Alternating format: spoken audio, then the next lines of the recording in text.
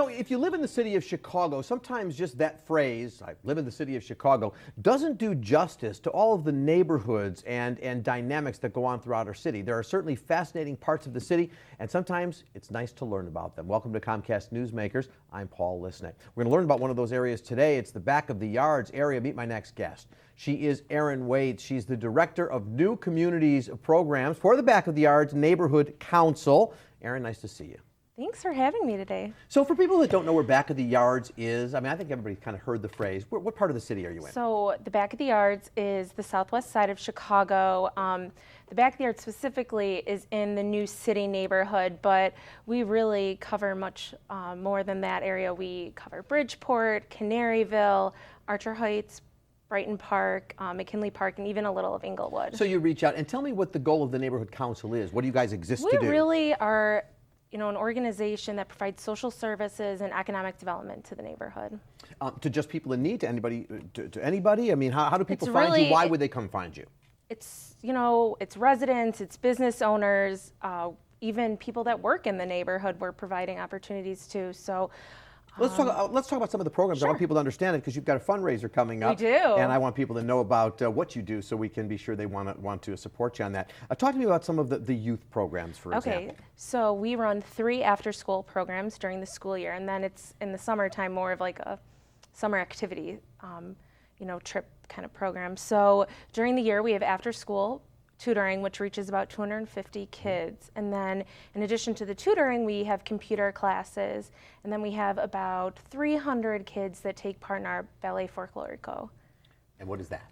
That is Mexican style ballet. And they're actually award winning. Wow. They, in America, are like best of the best. And they traveled to Texas this past spring. Wow. So maybe America's Got Talent. We could send them. Yeah.